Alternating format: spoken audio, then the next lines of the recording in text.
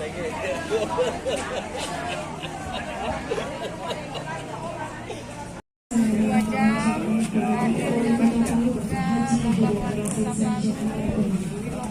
peresmian usaha kuliner Nusantara.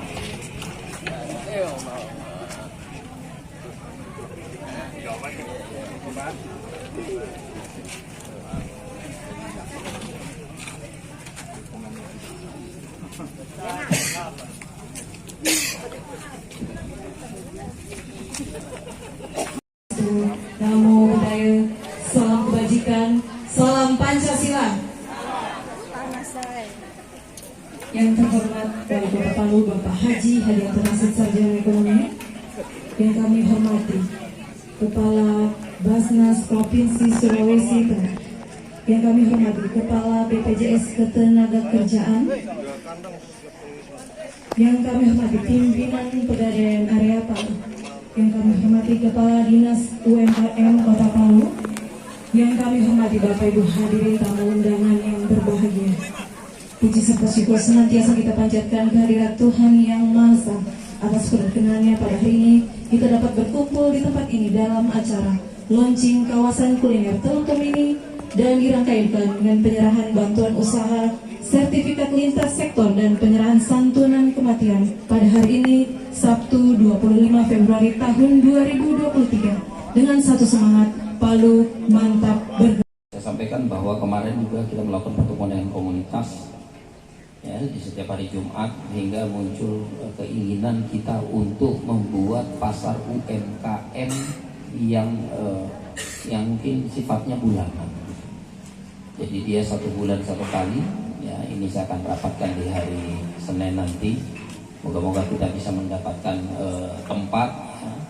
Pak Tulemo juga insya Allah ya mungkin agak lambat. Harusnya di bulan ini kita sudah melakukan penutupan kawasan. Tapi kemungkinan nanti di pertengahan Maret ya kita baru lakukan penutupan kawasan. Kita berharap nanti dengan Batu Lemo yang baru juga nanti bisa menjadi pilihan ya, untuk pelaksanaan kegiatan ini. Tapi kita berharap bahwa pasar UMKM ini tidak hanya fokus di satu ya, karena selama ini kecenderungannya kelihatannya pengembangannya lebih mengarah ke wilayah timur ya. Tapi bagaimana kemudian ini kita sebar sebaik-baiknya agar supaya semua kawasan merasa tersentuh. Kemudian terkait dengan manajemen kawasan, ya kita sudah mengevaluasi untuk Gunung Bosa, ya, Gunung Bosa, dan tentunya ini juga ya belajar dari Gunung Bosa, pastinya Dinas UMKM dan kita juga akan concern gitu, agar kawasan ini betul-betul menjadi kawasan yang hidup, kawasan yang betul-betul mampu dimanfaatkan oleh UMKM kita dengan sebaik-baiknya. Hanya perlu juga difahami, diketahui oleh kita bahwa ada satu pertanyaan yang menarik gitu. Ya, satu pertanyaan yang menarik, satu pernyataan gitu, yang menarik gitu, yang disampaikan oleh tamu kita dari Jepang. Dia bilang, Pak Wali gitu, kalau kita we share the burden gitu with the people, gitu. Not just the duty of the government, but everything should be shared. The burden should be shared with the others. Jadi artinya Pak Wali, kalau kita di Jepang bahwa ketika terjadi gempa seperti ini tidak sepenuhnya gitu dibebankan kepada negara, gitu ya. Tetapi juga dibagi-bagi gitu. Bagi bebannya gitu. Dibagi bebannya. Itu penyelesaian masalahnya itu dibagi bebannya. Nah, maksudnya adalah saya hubungkan dengan ini. Pemerintah sudah berusaha menghadirkan fasilitas seperti ini, ya, baik itu lewat CSA, lewat Basnas yang alhamdulillah ini merupakan program, ya, program perhatian Basnas kepada para mustahik khususnya di UMKM, gitu ya, untuk mendorong. Nah, artinya bahwa pemerintah sudah memberikan, sudah mencoba memediasi, mencoba memfasilitasi.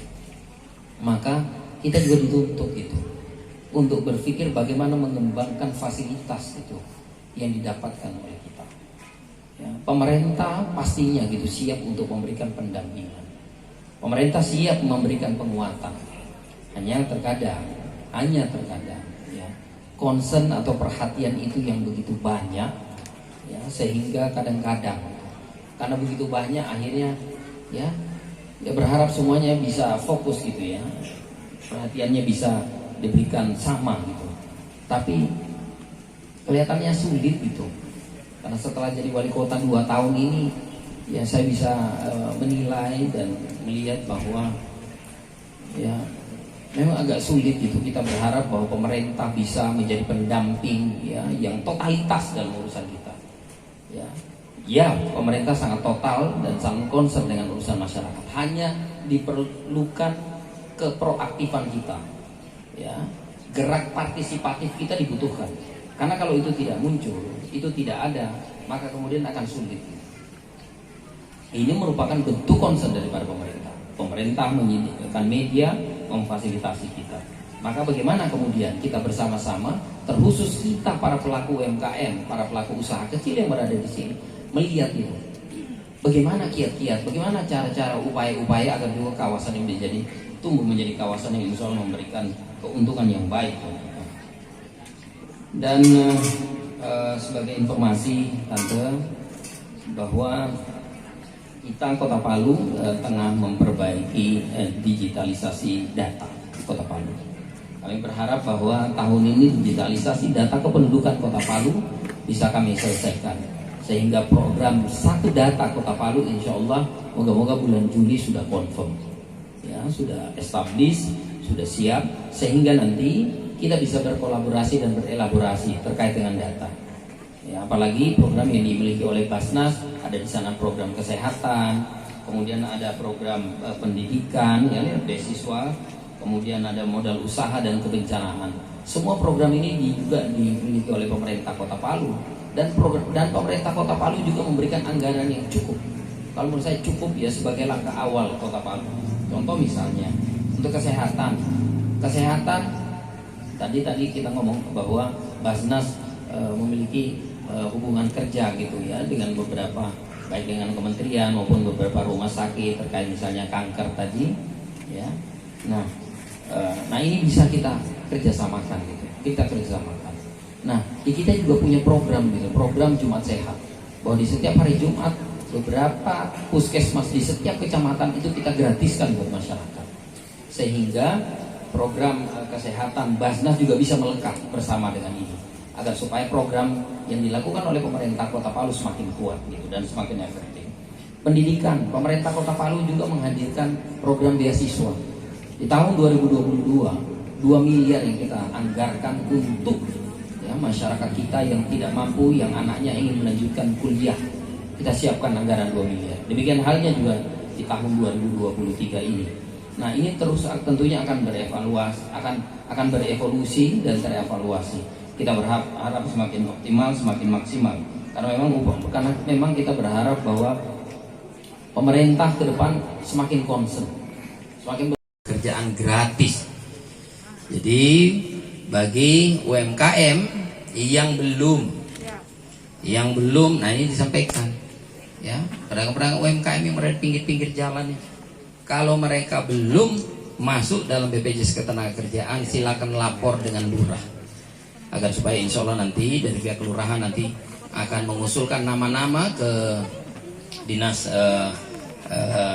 UMKM untuk insya Allah nanti akan dimasukkan sebagai ya, masyarakat penerima BPJS Ketenagakerjaan, sehingga insya Allah seperti ini ya, jika meninggal maka akan mendapatkan asuransi dari BPJS Ketenagakerjaan ya. Loh, tolong dimanfaatkan ini, karena satu-satunya hanya di Kota Palu, tidak di kota lain. Ya, Bapak Ibu penerima bantuan disilakan kembali ke tempat.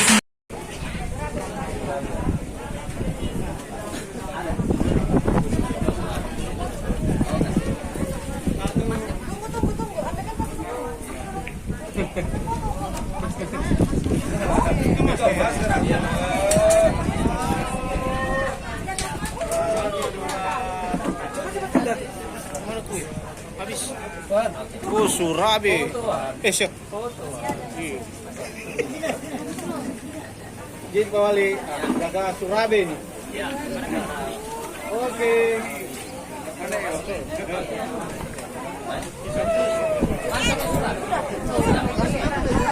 Oke.